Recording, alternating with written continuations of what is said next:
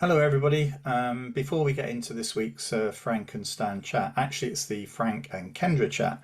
I've just reviewed the recording, and one of the key things that we do is we never edit the chat. But actually, I thought while listening to a piece where I talk about the diversity, the ethnic mix of senior leaders in schools and trusts, I thought I should just clarify that I was referencing this because I'd been to a brilliant symposium this week with Forum Strategy, and Forum Strategy have done a lot of work in trying to increase the diversity of senior leaders in trusts and in schools.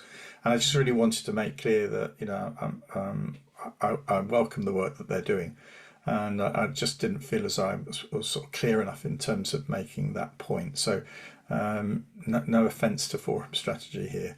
And it was really just trying to clarify that I think we do need to do a lot more to ensure that we get a good mix of people coming through to senior leadership roles. So that's all I wanted to say, and I hope you enjoy the chat. Bye. Hello, everybody, and welcome to a rather different Frank and Stan chat because we don't have Stan. We have Kendra Allen. Hello, Kendra. Good morning, Frank. How are you? Yeah, I'm very well. This is you're joining us because Stan is on a cruise somewhere in the Mediterranean. He is. I've been in contact with him yesterday. Oh, really?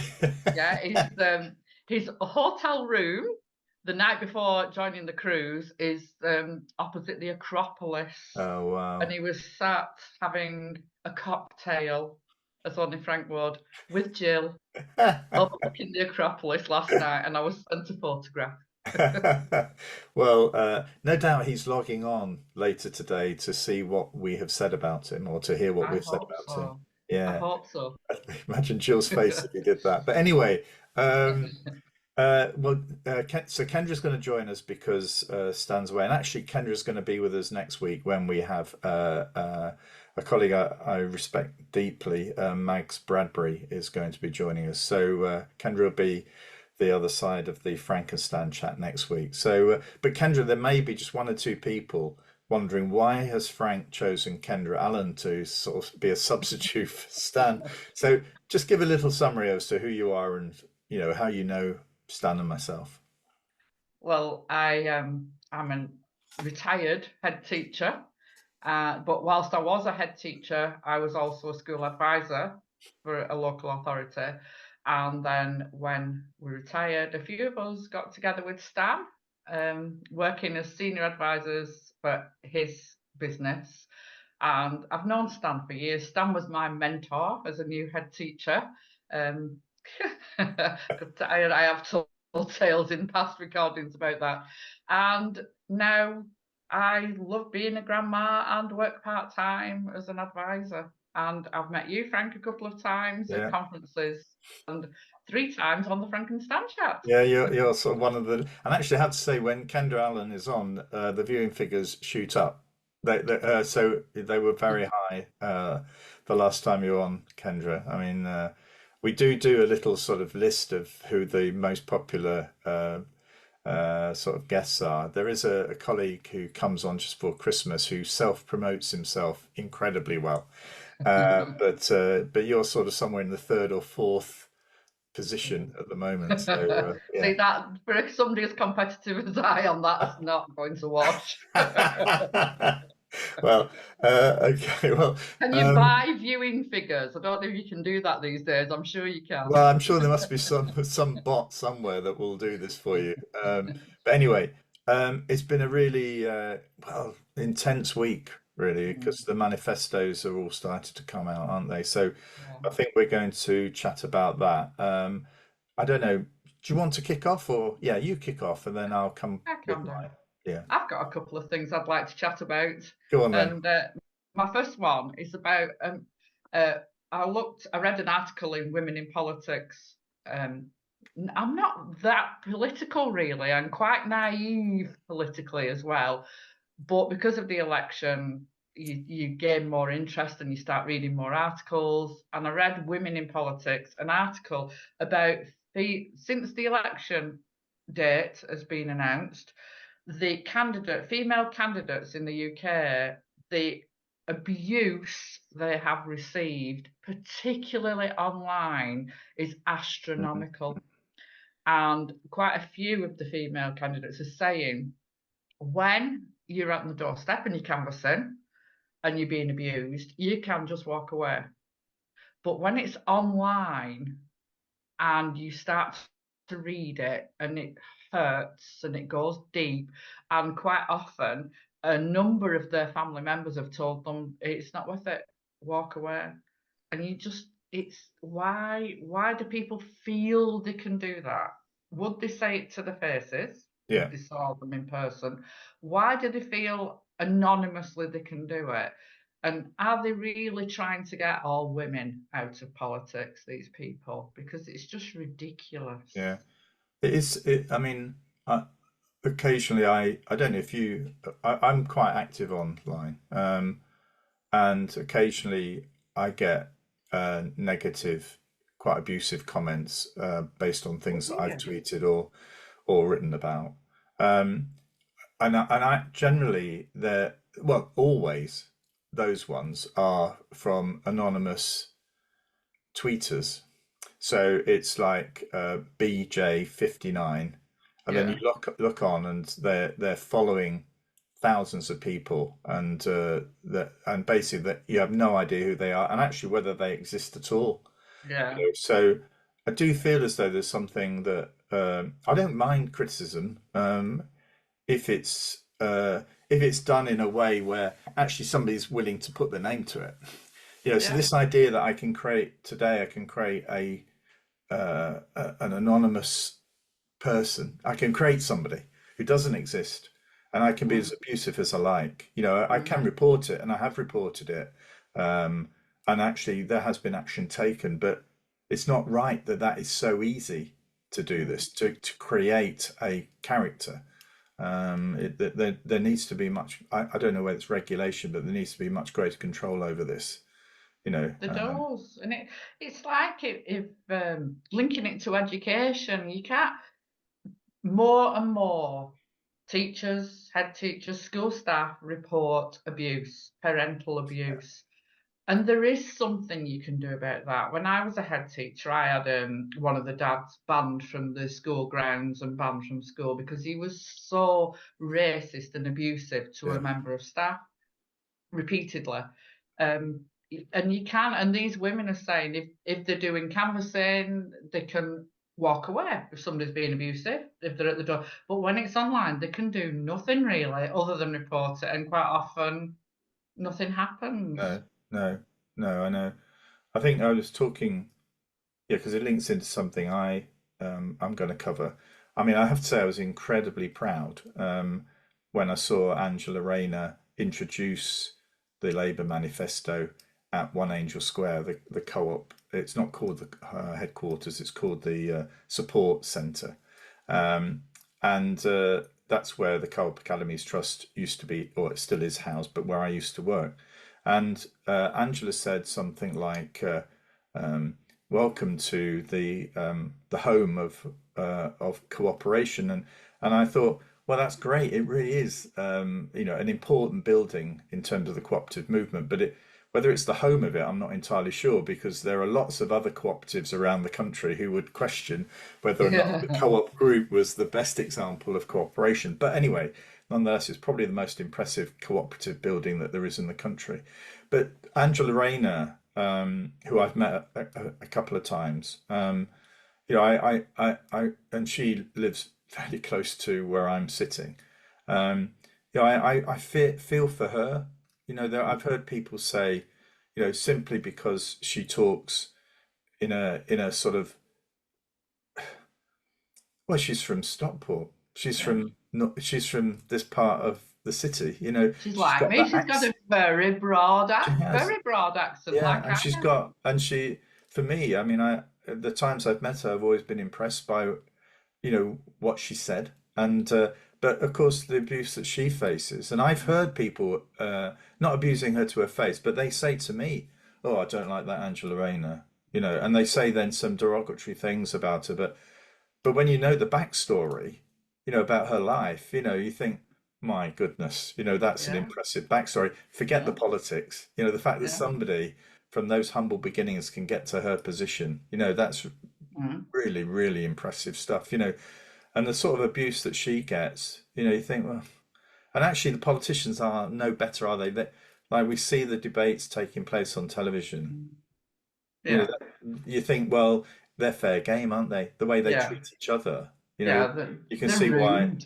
constituents think, oh, well, you were mouthing off to her, I can mouth off to you. I mean, it's just Yeah, not good yeah. enough. It's not good enough. Yeah, it is rude, isn't it? And I mean, I can sympathise with Angela Rayner, because when I started at university to train to be a teacher, I was told I would never, ever get a job as a teacher with my accent.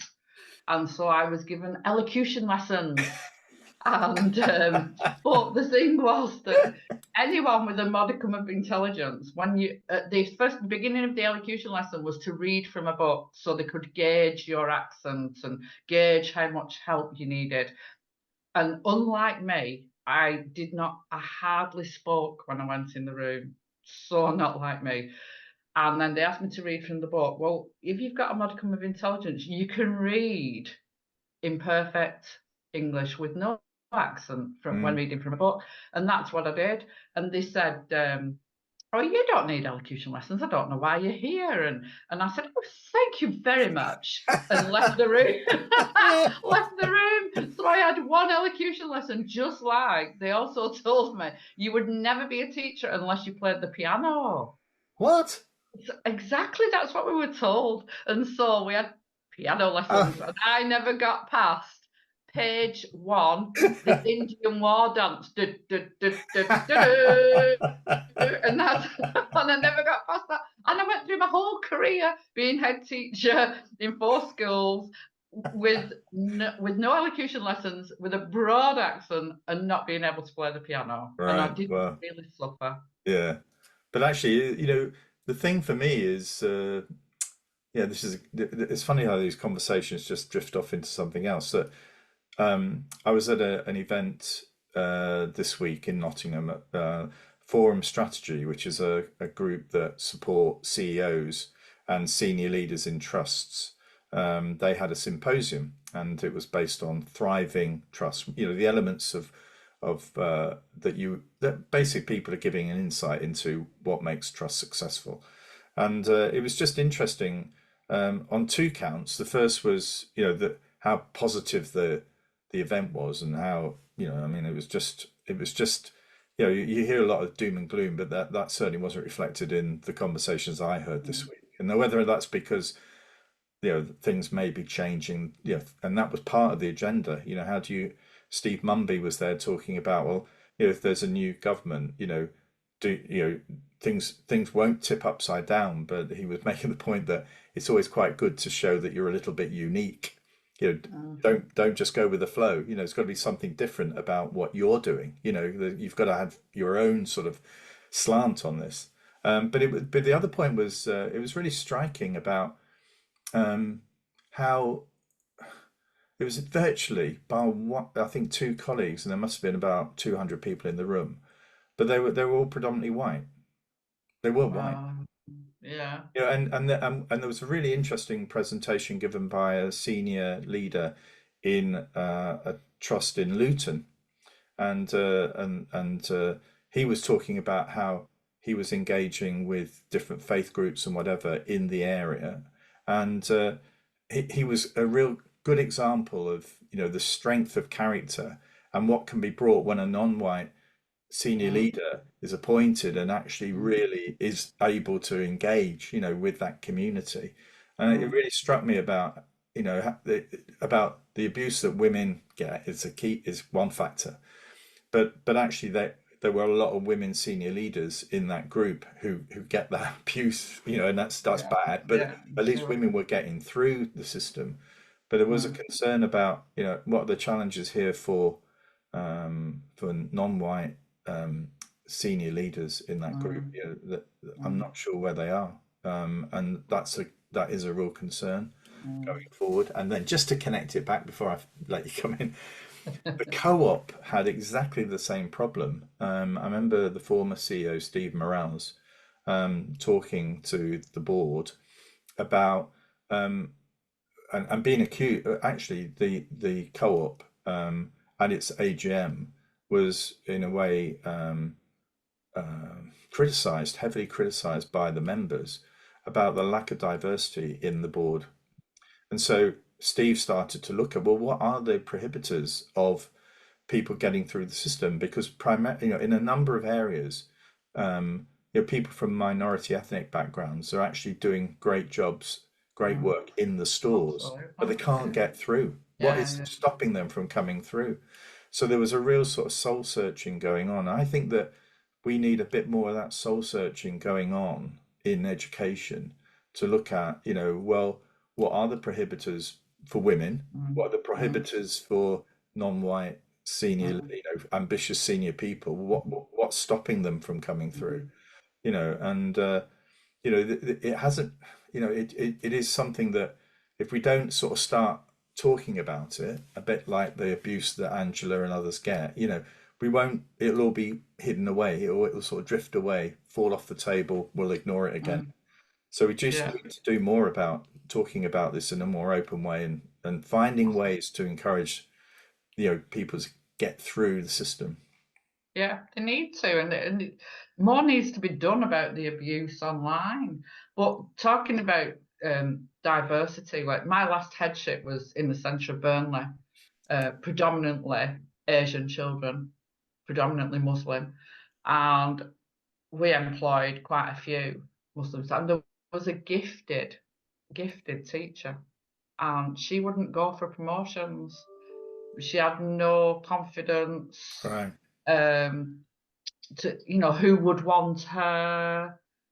I haven't got the right experience, and nothing you could say would persuade her that she had the experience, she had the skills, she had the knowledge. No, she was happy in the classroom, and sometimes you just have to. There are many gifted teachers, and you just have to say, great, we're benefiting from you being in the classroom. That's fine. I mean, she wasn't the only one at that school. There were many gifted teachers that were employed there. But yeah, sometimes it's a fear, isn't it? That maybe it's a fear of that abuse and the fear of what people would say about you that stops you moving on. Yeah, and I also concerned about a cultural sort of inhibition towards women being leaders, within some communities, and I think that I know that I won't mention the actual people here, but in my career, I've had to deal with two senior appointments where women were appointed in particular communities, and the expectation was that those senior posts would be given to a man. And there was then I wouldn't say the entire community, but a fairly vocal group made clear that they were not happy about this, and everything that female leader did, right or wrong, was viewed as wrong, and it needed flushing out, and it needed managing quite carefully. And is it sometimes to do with, I don't know, something personality trait? Because I was fortunate enough years ago to go on a teacher placement, a TIPD trip that they used to do to Canada. And there was one of the schools we visited was a high school, and it was an all-white school. There was no one of colour in the school at all, apart from the principal. Oh, wow. Who was a black woman. Oh my word, she was dynamic. Right. They loved her. And she just did an incredible job. She turned the school around totally. And everyone in the community thought she would fail. There wasn't a person who didn't think that she would achieve. And she just did. She was magnificent. Yeah, what a woman. Yeah. So yeah, you said two things. So I think the other thing was around, I think, the manifesto, was Manifestos, yes. For my non-political views, I thought, well, look, because I have always voted from who I thought would do the best for education. I know other things, the economy, the taxes and the economy seem to be the thing that are dominating this election. And there's health, there's lots of things. But I did look up the education. What was in the manifestos for education? And to be honest, I'm not sure that there's anything that will turn. Do you know that I know whatever views of Tony Blair, but that education, that you knew that education was going to be at the centre of everything. Not that they could achieve everything, but that it was going to be a centre. But the Conservatives are going to protect spending per pupil. Well, we already know that that's not enough. Schools can't set budgets. It's not enough. That's not helpful. Ban mobile phones. I know you've discussed that already. How on earth do you ban mobile phones? A new advanced British standard. Well, an 18-year-old's national service. So that's the Conservatives. That's not going to change a jot. Labour, recruit 6,500 teachers to key subjects. Drop in the ocean, really. Yeah. Drop in the ocean. 3,000 nurseries. Well, hopefully that would happen and there'd be enough funding for it. And enough staff and enough qualified and highly trained staff to teaching them. Yeah. And free breakfast club in every primary school. I think most primary schools have breakfast clubs, but I'm not sure how. Not all children need a breakfast club. My children didn't go to a breakfast club. They didn't need to go to a breakfast. I'm not sure how that's going to help. Lib Dems, a mental health professional in every school. I know you've discussed that recently. Would that just mean another job for a teacher, or would it be? And if it is a mental health professional, excellent. But where are they coming from? When are they being trained? And who are they? Who are they? And for those with the most acute need, where is the follow-up within the health service for those that need really specialist support? You know, I mean. And they're going to increase funding, but what on? How much and what on? And lifelong skills grants. So there are already things like that around. Not sure how that's going to help. The Greens, I know teachers will love this. 2 billion to give a pay lift to teachers. 2 billion. Yeah, what about the rest of the staff? But the teachers will be, I can imagine every teacher in the country voting Green now. And they're going to scrap university fees. Yeah. So so that's the students and the teachers. I don't know if that's enough for people voting to get them in, but I mean, I'm just underwhelmed. Yeah. I think I did see a tweet which actually came from Bridget Phillipson, which outlined all of these initiatives that Labour are promising, and one of them was around the scorecard. And I was approached by Schools Week. There are a couple of comments in this week's Schools Week that I've made about scorecards, and I tweeted about it this morning that I hope the scorecard comes. I do hope, but there needs to be real engagement with the profession about, and with parents. Don't get me wrong, because they're probably of most use for parents, about what is on the scorecard.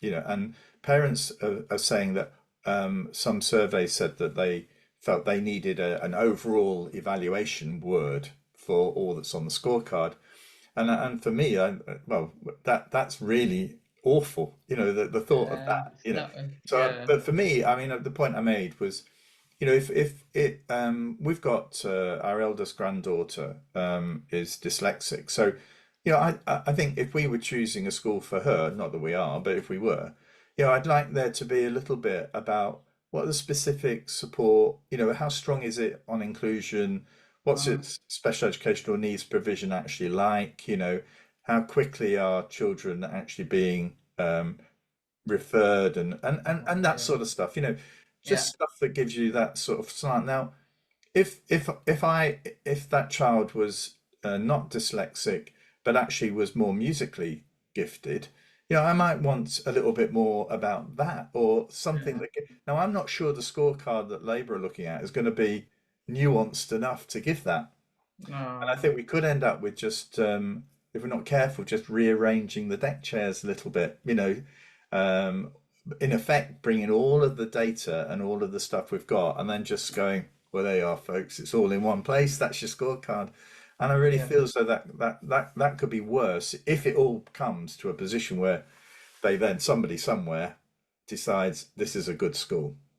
I Yeah. just think a school is good in many ways for different parents. Says. They say, well, I've Yeah. often following an Ofsted. I when I was doing inspections, I'd say, well, this is a good school, and a parent or a parent governor would say, not for my kid, it isn't. Yeah. And actually for that one child, well, no, it isn't, is it? Because I don't No. really know. I don't really know Yeah. what it's like for your child.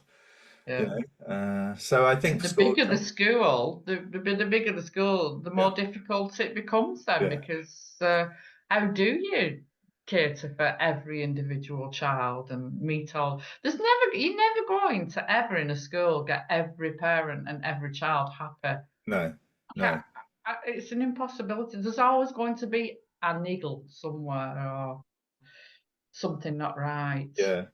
I mean, I think there is just a concern that, as you were saying, that manifestos are pledges, aren't they? Really about, well, we're Mm, going to do this, but the scorecard issue is a good example of one where until we see the ink yeah. on the page, I'm not really sure whether I'm behind it or not. But No, what is clear is that what we've got at the moment isn't good enough, is it? That no.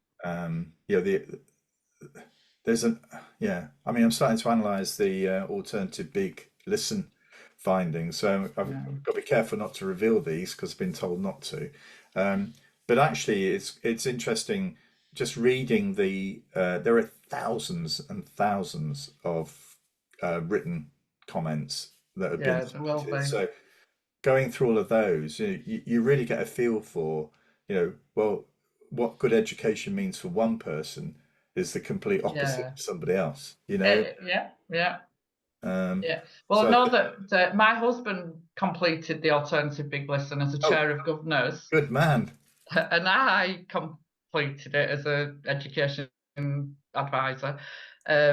And I know that we'll have put. I wrote in every box, and one of my answers was so long and so I tied myself up in knots. I nearly deleted it all, and I thought, no, I've written all that, and even though I'm not actually quite sure I'm getting my point across or it makes sense. And I think, oh, someone's got to read that and, That was and me. analyze, yeah, I've read and every analyze single what one I of them. put. Uh, But I know my husband's probably written totally different things, and his priorities. If you're prioritizing something, his priorities will be different to my priorities. I guess I don't yes, know because we yes, didn't compare and contrast. But depending who's answered, you're going to get different. And I know my daughter completed it as well as a parent, right, right. and she again will have had different views. Yeah. What are her priorities in the list will be different to what my priorities.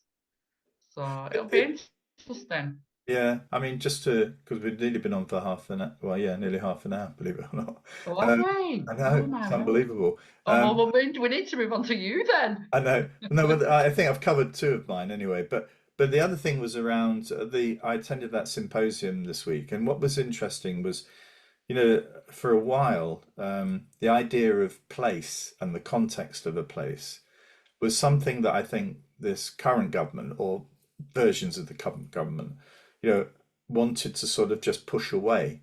But actually, I think that the sense of place and the importance of place is Mm, something that's really sort of, I think it's in the bloodstream. You can feel it amongst these senior leaders, and that's a great, this sense of we want to value where our schools are, the communities they serve, and actually what their ambitions are for their mm, town or their village or their mm, city. I really got a feeling of that this time that um, that they wanted.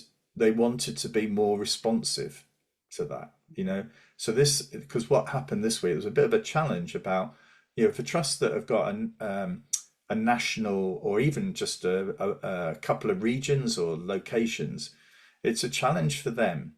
If they go down a sort of very sort of heavily directed curriculum plan, an expectation that I don't know, this is Marks and Spencer's, so we want all of the Marks and Spencer stores to look very similar and they get the Yeah. same sort of greeting and this sort of stuff.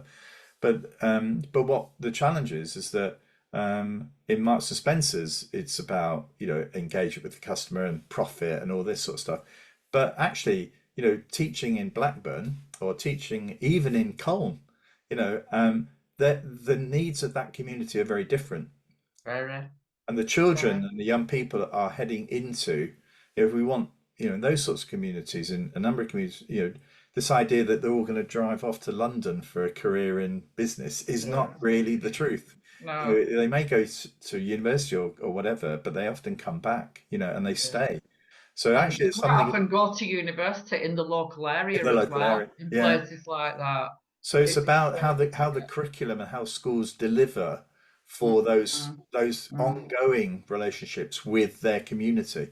And so yeah. it's a challenge for trusts that are across a wide range. Suddenly, if you're really serious about place, you're going to have to think much more carefully about how do we shift the balance of our sort of fairly rigid curriculum to actually deliver it for a community that's very Yeah. different, And that sense of place, just narrowing it down a little bit, quite often, and you'll get this as well, Frank, people that you know because they know you're in education and they'll say, oh, which school do you think would be best for my Yes. child? Which is in this area, which is the best primary school, the best set. And I always say, go to the school. Yeah. Because you will feel that it's the place, you will know that it's the place for your child. And that's about place in a narrower aspect, really. But it's about the community and the area. But there's a sense of place within a school for a parent to feel that it is the right place for their child as well. And that Yeah. comes through the same route.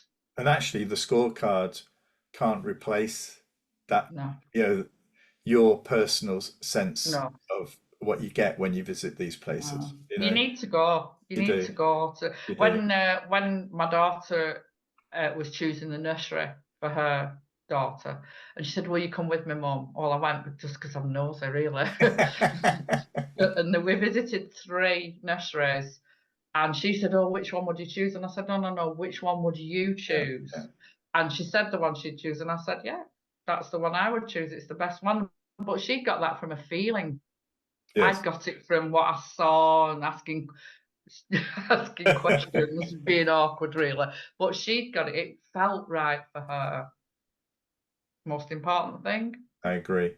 But we need to move on to you, Frank. I know. Well, actually, I was going to cover scorecards. I was going to do One Angel Square and how proud I was that the co-op had been selected for the Labour Party manifesto, and how sad I felt about not having been back there. But apparently, if all's well, I will go back next week for the first time.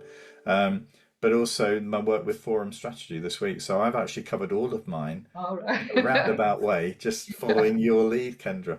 So yeah, so that's now 35 minutes. So Oh, well, before we close, can I just thank you? uh Can you see? I've received a gift this week, people, for being on the Frankenstein chat 3 times, and it's a beautiful cup. thank you. Well, Oh. if for guests that are on first time, they get a paperweight Well, I and have 2 of those. 2 of those, and then when we get to the third, it becomes the coffee cup. So Oh, so it's well worth 3 visits, people. but I mean, yeah, I mean, I do review, yeah, much more than Stan. I sort of check the viewing figures and everything on the Frankenstein chat, and sometimes, we never ever did it in order to get people to view it, Yeah. and but actually I take it a little bit too seriously, I think. And Stan's always saying, just, if it was just you and me, Frank, it'd be fine, it'd be fine. Yeah, yeah, yeah. But I think I mean it means a lot, to be honest, Kendra, that somebody like you gets behind it and you enjoy it, because the fact that we're wittering on, having your sort of enthusiasm for it makes us want to do it even more. So I just want to thank you, and there's a couple of other colleagues who are really strong fans of the chat. Thank So you. thank you for this. And we thank you for doing it. Oh well, yeah, I'd really miss it if we didn't do it I on a know, Friday yeah. morning. And when we get to It's holiday, amazing, isn't it? Our a cosy chat in the pub that you used to do with Stan maybe once every 6 weeks, and then with COVID you couldn't do it, and this started, and now it's grown. yeah, it's It is staggering. really good. Yeah. Well, Kendra will be back with us next week, Yeah. and Mag, as I say, Mags Bradbury, all being well, will be joining us. Mags, when I went to work for the co-op, she's not got an education background, but she was trying to keep the reins, holding the reins for what was, I think, 6 of the academies that the co-op had sponsored, and really had very little idea how they were going to develop it. So, but Mags was she's an amazing person. She's involved in a lot of. She works for the University of Manchester University at the moment, and so she's got a very different perspective on things. So we'll be chatting to Mags next Good. week, all being well. So Good. let's Yeah. just see what the politics brings this week. What Yeah, let's disaster see. is Yeah. going to hit some politician this week? I'm sure it will happen. But anyway, until next week, everyone, thank you for joining us, and we'll see you. Bye. Take Thank care. you. Bye bye. Bye.